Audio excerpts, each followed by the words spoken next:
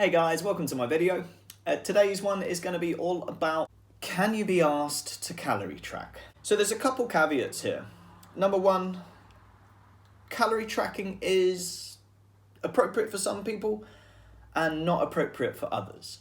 So when I say not appropriate for others, if you find you have you create a bit of an obsession around it, start getting obsessed with these numbers, you find it difficult to make food choices because you've tracked so meticulously, I would say avoid calorie tracking. I don't want it to feed into what could be perceived as disordered eating. This is going into territory that I am certainly no expert in, and let's say someone does start getting showing some signs that they could be eating in a disordered fashion, that's when perhaps they need to go and see a professional.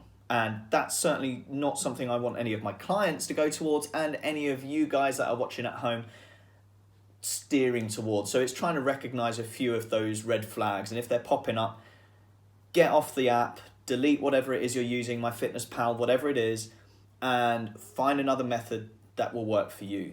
So there are 1,000,001 methods out there. You just have to create that deficit, but you have to do it in perhaps not in such a meticulous fashion, and not using numbers perhaps.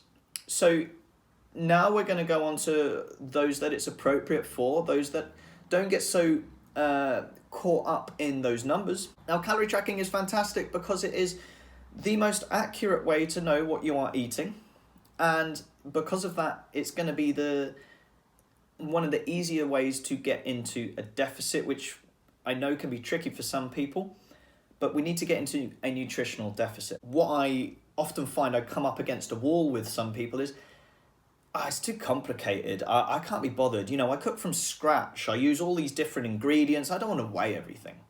It's a poor excuse, in my opinion. It's not too difficult to calorie track. So you soon find a rhythm of weighing things. You soon have a list of all the foods, so I'm going to be talking about MyFitnessPal because that's what I use and that's what I advise people to use. The point being, you'll have scanned a month or 2 months into your calorie tracking most of the foods that you generally eat. So it becomes very convenient the more you use it. Eventually, you're hardly scanning anything. You develop a habit of just weighing things, like I just said. If you are cooking from scratch and you're putting in tons of different vegetables, and you're looking for fat loss, I basically don't give a fuck what vegetables you're eating. Don't even bother weighing them then. If it's too annoying, which I understand, it is annoying. If you've got 10 different vegetables and you're weighing them all out after cutting them and you're cooking them at different times, that's frustrating. But the beauty about most vegetables is they hardly contain any calories. And if you're looking for fat loss, all they're going to be doing is filling you up on hardly any calories. So don't bother weighing them. Weigh the things that are typically very calorific. Let's say you're making a bolognese. Weigh the mince. Weigh the parmesan that you might have grated on. Yeah, that's a bit annoying, but that's going to be a bit more calorie laden. Don't bother measuring the passata. Don't bother measuring the vegetables you're throwing in. Okay, you're going to put some mozzarella on. Weigh that. Oh, you're going to drizzle some olive oil on. Weigh that. Done. That wasn't too complicated. You're going to make a casserole. Right, that's a little bit trickier because you're going to divide it up into 4. Weigh everything out, divide it by 4. It doesn't have to be exact, but it's better than eyeballing these things. I'll give you an example. I've made macaroni cheese and I've saved that as a meal on MyFitnessPal. Now, whenever I make it, I try to have about half of it, and then I know what I've entered into MyFitnessPal is I've got to divide by 2.